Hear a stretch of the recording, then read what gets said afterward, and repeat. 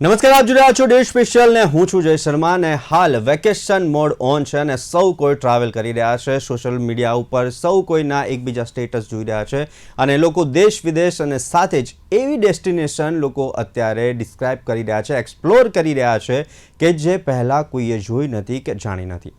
છેલ્લા ઘણા સમયની વાત કરીએ તો કોવિડ બાદ લોકોએ એક્સપ્લોરેશન તેમના સ્થાનિક સ્થળોનું એટલું બધું કર્યું હતું અને ત્યારબાદ અત્યારે વડાપ્રધાન નરેન્દ્ર મોદીએ જ્યારે કહ્યું કે દેશ વિદેશની પણ આપણા દેશની અંદર જ એટલી બધી સ્થાનો છે કે જ્યાં તમે તમારું ટુરિઝમ એક્સપ્લોર કરી શકો છો, તમારા વેકેશન ત્યાં સૌથી સારી રીતના એક્સપ્લોર કરી શકો છો. ઘણા બધા ફાયદા પણ દર્શાવ્યા છે, પરંતુ આપણે એ તરફ નથી જતા. આપણે આજે ચર્ચા કરવી છે કે ખરેખર આપણું ટુરિઝમ એટલું મજબૂત છે ખરું કે જે પ્રવાસન છે, જે પર્યટકો છે કે તેમને તમામ સુવિધાઓ મળી શકે. એક બાજુ વડાપ્રધાનની અપીલ અને અત્યારે સૌથી હાઈએસ્ટ જોવા જઈએ તો લોકો અત્યારે દેશની અંદર વધુ ફરવાનું પસંદ કરી રહ્યા છે અને તેઓ પણ તેમને ટેકો આપી રહ્યા છે. થોડાક જ દિવસોની અંદર જો ફરીને આવવું હોય તો લોકો નજીકનું સ્થળ વધારે પસંદ કરી રહ્યા છે અને ત્યાં પ્રવાસન ક્ષેત્રને વેગ મળે તેની માટે પણ ત્યાંના કલેક્ટરો પણ અત્યારે પર્યટકો વધી રહ્યા છે તેને લઈને એડીચોટીનું જોર લગાવી રહ્યા છે અને તમામ સુવિધાઓ તમામ પર્યટકોને મળી રહે તેવી અત્યારે તૈયારીઓ ચાલી રહી છે અને કેટલીક જગ્યાએ તૈયારીઓ પૂર્ણ થઈ ગઈ છે. ખાસ કરીને જો વાત કરીએ તો અત્યારનો ટ્રેન્ડ અલગ જોવા મળી રહ્યો છે. લોકોને જે જાણીતી જગ્યાઓ છે ત્યાં જવું નહીં, પરંતુ એવી અજાણી જગ્યા છે કે કંઈક નવી જગ્યા એક્સપ્લોર કરવું છે તે તરફ ટ્રેન્ડ વધી રહ્યો છે અને તેના કારણે ઘણા બધા પ્લેસીસ છે તે ઉભરીને સામે આવ્યા છે અને ત્યાંના સ્થાનિક લોકોને એક રોજગાર પણ મળી રહ્યો છે. હવે કોઈ લક્ઝુરિયસ લાઇફસ્ટાઇલ નથી જોતી, નથી લક્ઝુરિયસ વિલા જોતા. હવે લોકો હોમસ્ટે તરફ વળ્યા છે કારણ કે લોકોને ત્યાંની સંસ્કૃતિ અને ત્યાંની પરંપરા જોવી છે અને આ પ્રવાસનને હવે વેગ મળ્યો છે. ખાસ કરીને આપણે જોઈએ તો અયોધ્યા, કાશી અને ચારધામની અંદર અત્યારે મોટી સંખ્યામાં યુવાઓ પણ એક્સપ્લોર કરવા માટે નીકળી ચૂક્યા છે. કેવું છે હાલ પર્યટન સ્થળોની અત્યારે સ્થિતિ અને સાથે જ કેવું છે પ્રવાસન ક્ષેત્ર તે વિશે ચર્ચા કરીશું આજે ડે સ્પેશિયલમાં. અને ડે સ્પેશિયલમાં ચર્ચા કરવા માટે આપણી સાથે ગેસ્ટ પેનલમાં જોડાઈ ગયા છે અક્ષર ટ્રાવેલ્સના એમડી મનીષભાઈ શર્મા. મનીષભાઈ, આપનું સ્વાગત છે. મનીષભાઈ, સૌથી પહેલા અત્યારે વેકેશન મોડ ઓન થઈ ગયો છે, સૌ કોઈ અત્યારે ગરમીઓની છુટ્ટી મનાવવા માટે બહાર જઈ રહ્યા છે, તો કઈ તરફ લોકોનું ધ્યાન વધારે જઈ રહ્યું છે, વિદેશમાં કે દેશની અંદર એવી કુલ જગ્યા પર? ખાસ કરીને વાત કરીએ તો ગુજરાતીઓ તો ફરવા માટેના શોખીન છે અને ફરવું એ ગુજરાતીઓનો બ્લડની અંદર સમાયેલું છે.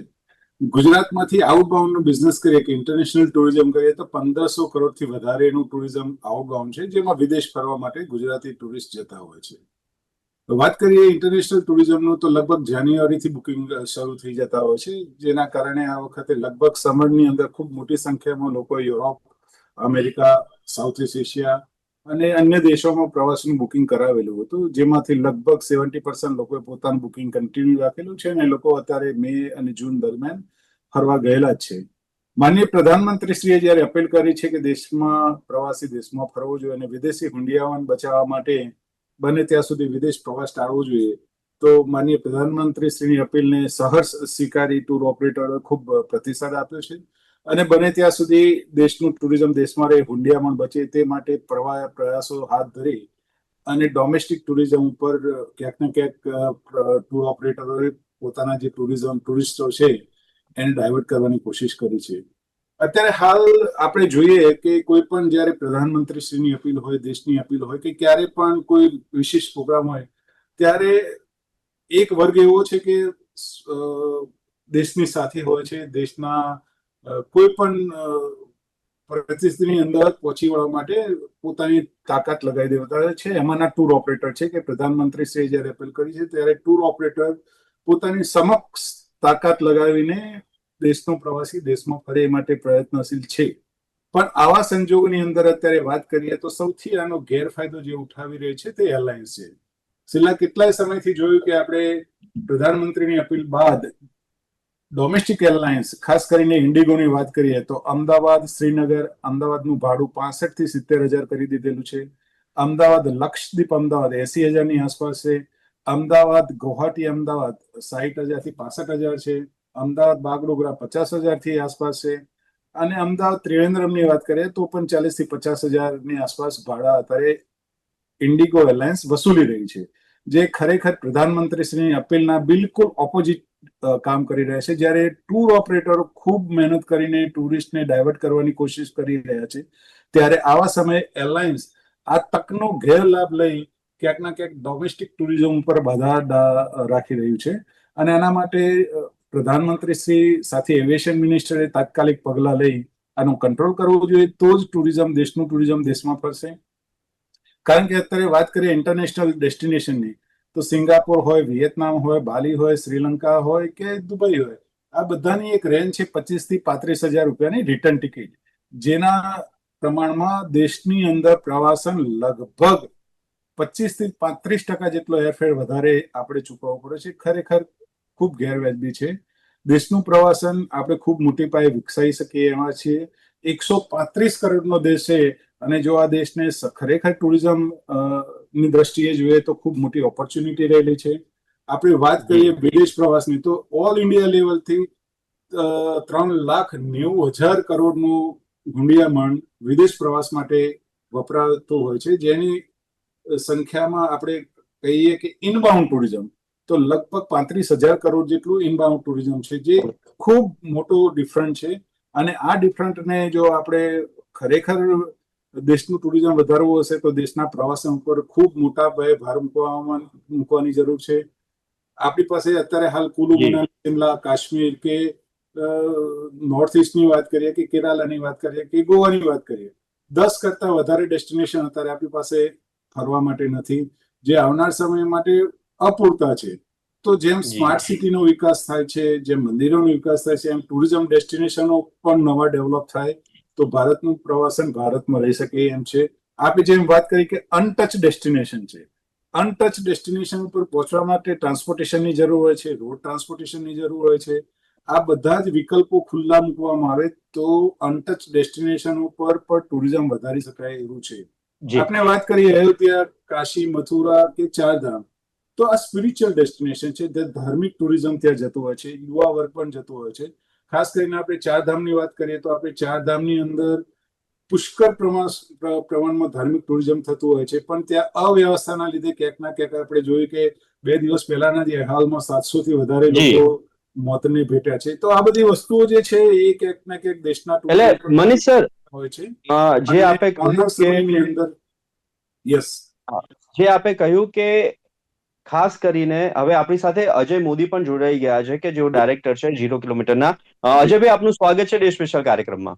જી મનીષ સર, 2 વસ્તુ મને ખાસ તમારી વાતની અંદર જોવા મળી કે વડાપ્રધાન નરેન્દ્ર મોદીની અપીલ અને એની સામે આપણે ઇન્ટરનેશનલ ટુરિઝમ જોવા જઈએ તો આપણે જે સિંગાપુર, બાલી, પછી તમે વિયેતનામ કીધું, દુબઈ કીધું, એ 35,000 થી 40,000 ઓન એન એવરેજ હું જઈને રિટર્ન આવી શકું છું, પરંતુ હું મારા દેશની અંદર ટ્રાવેલ કરું છું તો મારે 60,000 થી 80,000 નોર્મલ એક બજેટ આવી રહ્યું છે. તો આવી રીતના કેવી રીતના ડોમેસ્ટિક ટ્રાવેલ્સ અને ડોમેસ્ટિક જે પ્રવાસન સ્થળો છે એનો વિકાસ થશે?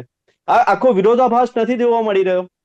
જી, એના માટે મેઇન રીઝન એ છે કે જે ડોમેસ્ટિક એરલાઇન્સ, માનનીય પ્રધાનમંત્રીશ્રીનું સ્વપ્ન હતું કે હવાઈ ચપ્પલ પહેરીને હવાઈ યાત્રા કરી શકશે, અને એના માટે ઉડાન સ્કીમ પણ ભારત સરકાર દ્વારા લાવવામાં આવેલી, પણ ક્યાંક ના ક્યાંક આપણે જોયું કે એમાં ખાસ કઈ એમાં આપણને બેનિફિટ થયેલ નથી.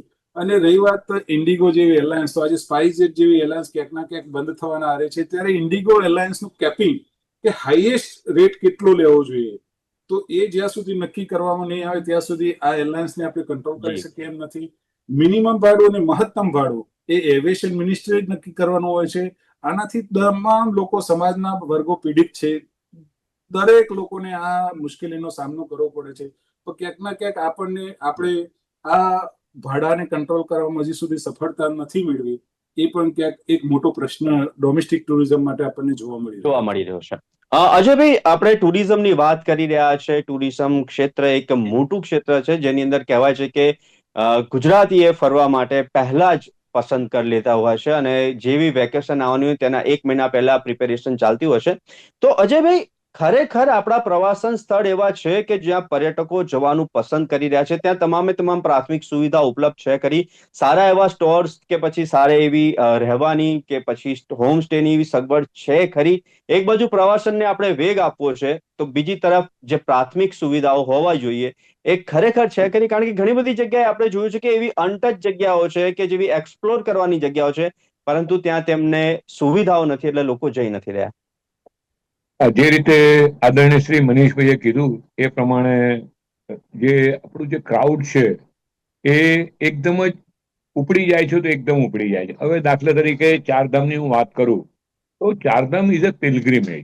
ચારધામ એક યાત્રા માટે છે અને ચારધામમાં જે કંઈક બી હોય તો 50 વર્ષથી ઉપરના જાય તો એક એનું બેલેન્સ જળવાઈ રહે. કારણ કે ત્યાંની જે હોટલો છે, ત્યાંની જગ્યાની લિમિટેશન છે, ત્યાંના જે ટ્રેકની પહોળાઈ છે, એ એક હવે આમાં એવું થયું છે કે અત્યારે બધી યંગ જનરેશન પણ ત્યાં જાય છે.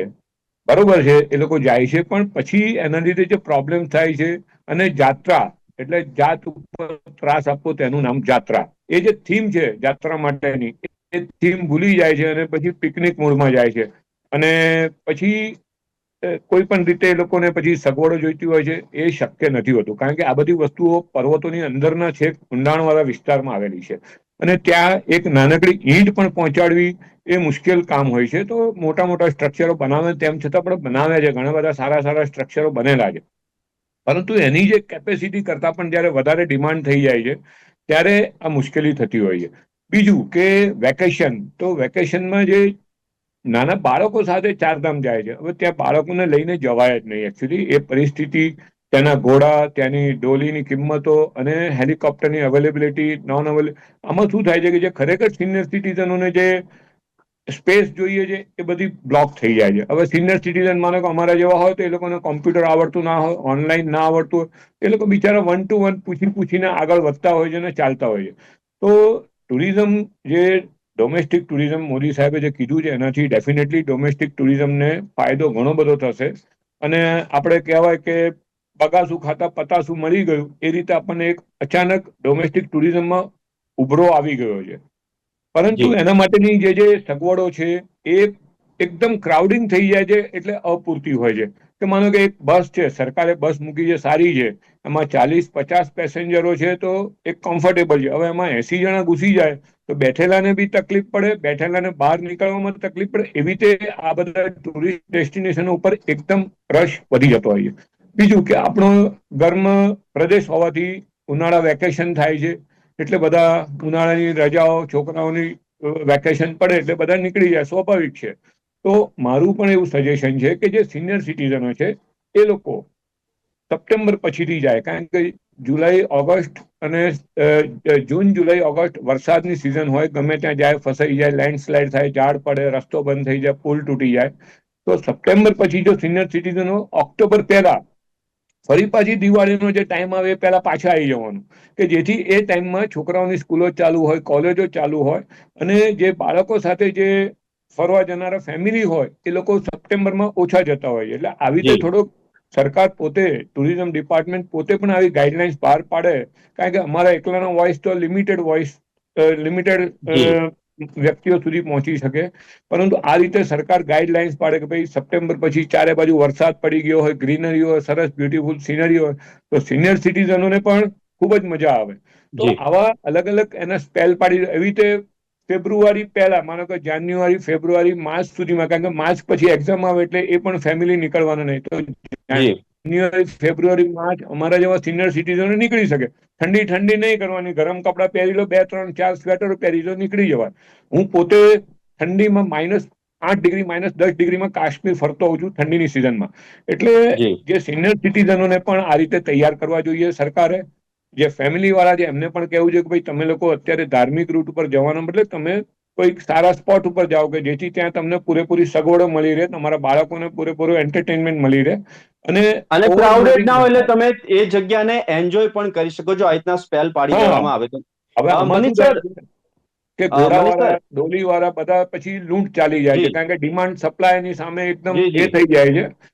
જી અજયજી, મનીષ સર, આપણે ભાડાની વાત કરી, કેવી રીતના ફેર છે તે આપણે ડોમેસ્ટિકમાં વધુ છે, પ્રવાસનની વાત કરી, પ્રાથમિક સુવિધાઓ છે કે નહીં તેની વાત કરી. હવે એક જાગૃત નાગરિક તરીકેની વાત કરવી છે.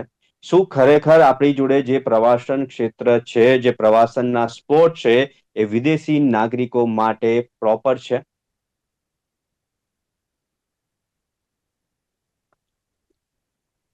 મનીષ સર, આપનો વોઇસ નથી આવી રહ્યો, અનમ્યુટ કરો ને.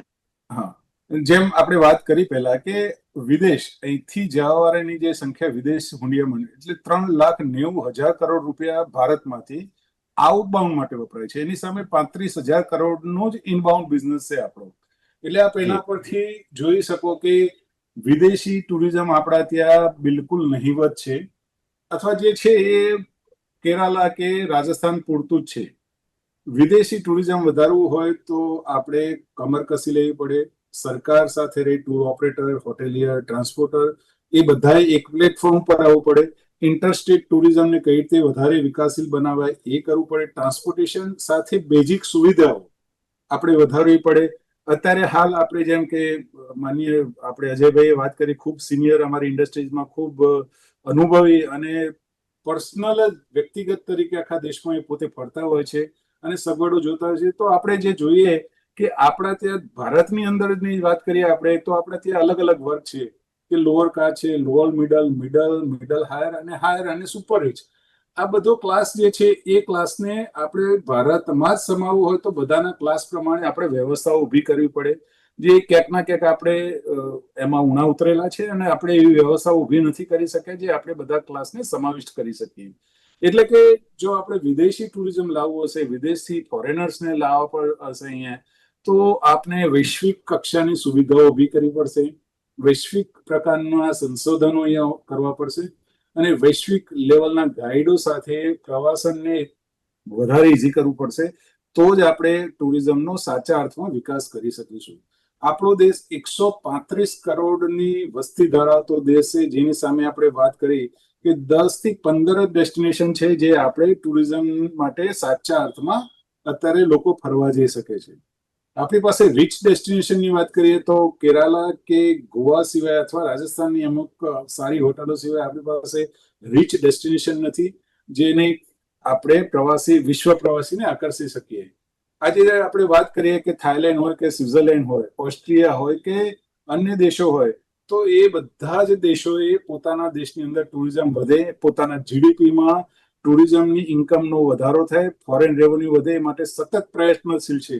હું ગઈકાલની જ વાત કરું તો શ્રીલંકન એરલાઇન્સ અમદાવાદથી ડાયરેક્ટ શરૂ થઈ રહી છે.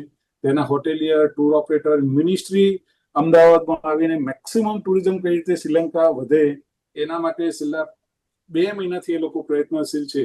અને આમ ગુજરાતમાંથી ડાયરેક્ટ એરલાઇન્સ શરૂ કરીને શ્રીલંકામાં જ્યારે ટુરિઝમ વધે એ માટે એ લોકો પ્રયત્નશીલ હોય તો આપણા દેશનો ટુરિઝમ ડિપાર્ટમેન્ટ પણ દરેક દેશ સાથે કોલોબરેશન કરે, ડાયરેક્ટ ફ્લાઇટોથી માંડીને ટુરિઝમ વધારવા માટેનું પ્રવાસનનું માર્કેટિંગ કરે, તો જ પ્રવાસન વધે એવું છે. અને સાથે ટૂર ઓપરેટરને સાથે રાખી બેઝિક સુવિધાઓ જે મેં પહેલા વાત કરી એ સુધારવામાં આવે તો જ વિદેશી હુંડિયામણ આપણા ત્યાં આવી શકે એમ છે. અને અત્યારે જે આપણો મોટો ડિફરન્સ છે કે 100% સામે આપણે 9% પણ પાછું નથી લઈ શકતા હુંડિયામણ, એ જો 100% બંને જગ્યાએ ગેપ કવર કરવો હશે તો ખૂબ મોટી ચેલેન્જ છે. એ ચેલેન્જને ઉપાડવી પડશે અને તમામ લોકોએ, સરકારે, પ્રાઇવેટ ઓપરેટર્સ અને તમામ લોકોએ એક પ્લેટફોર્મ ઉપર આપી ખાલી વાતો ન કરતા ટુરિઝમ વર્ક કરવું પડશે.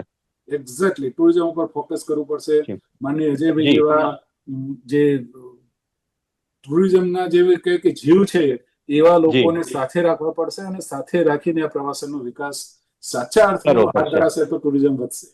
અજયભાઈ, જેવી રીતના મનીષ સરે બી કીધું, આપણે તો ખાલી ટેલિફોનિક વાત થાય છે, મનીષ સરે બી કીધું કે ઓલમોસ્ટ તમે બધું જ ફરેલા છો. હવે આપણે ટુરિઝમની વાત કરી, વિકાસની વાત કરી, શું વ્યવસ્થા છે કે નહીં. હવે એઝ અ પર્યટક તરીકે જ્યારે તમે વિઝિટર તરીકે જાઓ છો અને આપ જુઓ છો કે બધી જગ્યાઓ કેવી છે, શું છે, કેવી રીતના છે, શું વ્યવસ્થા, એ બધી વાત થઈ ગઈ, પણ ખરેખર આપણે જવાબદાર પર્યટક છે ખરા? કારણ કે આપણે જોઈએ છે, આપણે આખા પર્યટન સ્થળને આપણે બચાવવું બી છે, તેની કુદરતી સૌંદર્યતા, પોલ્યુશન, તેનું પોપ્યુલેશન બધી જ રીતના જોવા જઈએ તો આપણે ખરેખર જાગૃત પર્યટક છીએ ખરા? સાચી વાત છે. એકચ્યુઅલી પર્યટક તરીકે આપણે જે રીતે આપણા ઘરને સ્વચ્છ રાખીએ છીએ, આપણું આંગણું સ્વચ્છ રાખીએ છીએ, તેવી રીતે પ્રવાસન સ્થળો પણ સ્વચ્છ રાખવા જ જોઈએ. દરેક સ્થળોએ સરકાર દ્વારા, સ્થાનિક પ્રશાસન દ્વારા બધું એના માટેના ડિસ્પોઝેબલ માટે, ગાર્બેજ ડિસ્પોઝેબલ માટે, પાણીની બોટલ માટે કે બધું જે કંઈ બી હોય છે મૂકેલું હોય છે, એનો ઉપયોગ કરવો જોઈએ. એની ગરિમા, એની એ સ્થળની ગરિમા, ઇવન મંદિરમાં બી તમે જુઓ તો મંદિરમાં પણ ગમે તેમ ફેંકવામાં આવે છે, પાન મસાલા ગુટકાના ખાઈને થૂંકવામાં આવે છે. આ બધી વસ્તુ ખોટી છે. તમારે આજે એઝ અ હિન્દુ કે આપણા જે બી કલ્ચર, આપણા ઇન્ડિયન કલ્ચર પ્રમાણે મંદિર હોય કે મસ્જિદ હોય, પવિત્ર જગ્યાને પવિત્ર રાખવી, અને પવિત્ર નહીં, એક ટુરિસ્ટ સ્પોટ હોય એને પણ ચોખ્ખી અને પવિત્ર રાખવી એ આપણી એક નાગરિક તરીકેની ફરજ છે. એના માટેની અવેરનેસ ઘણી બધી આવી રહી છે, કારણ કે પહેલા મોદી સાહેબે જ્યારથી આ સ્વચ્છતા અભિયાન કર્યું એ પહેલા તો બધું અમે જોતા હતા તો રસ્તામાં કેટલો બધો કચરો ને બધું. ધીમે ધીમે અવેરનેસ આવી રહી છે, ધીમે ધીમે માનસિકતા લોકોની બદલાઈ રહી છે, પણ હજી પણ થોડોક ટાઈમ લાગશે. અજયભાઈ, ખાસ કરીને ક્લિનિંગની વાત કરી અને સાથે સ્વચ્છતાની વાત કરી તો મને સૌથી બેસ્ટ શિમલા લાગ્યું કે શિમલાની અંદર જો તમારે ક્યાંક કચરો નાખો તો તમારે 4 વાર વિચારવું પડે. કારણ કે મારો જાત અનુભવ છે કે મેં એક પેકેટ નાખ્યું, તરત જ બાજુમાં એક સિવિલ ડ્રેસની અંદર આવીને વ્યક્તિએ ફાઇન આપી દીધો મને. સો આવું એના કારણે જ શિમલાની બ્યુટી હજુ એવી ને એવી છે. અને બીજી બાજુ અત્યારે હિમાચલ ફરીએ તો હિમાચલની અંદર જ્યાં જુઓ ત્યાં જ્યાં ટ્રેકર્સ આવ્યા છે, જે યુથ આવ્યું છે, પાણીની બોટલ, વેફર્સના કાગળ અને ગમે તે કચરો ત્યાં પડેલો જોવા મળી રહ્યો છે. તેવા વ્યક્તિઓ માટે, તેવા પર્યટકો માટે શું કહેશો કડક શબ્દોમાં? હવે આમાં તો જે નાદાન હોય છે એ નાદાન જ રહેતા હોય છે.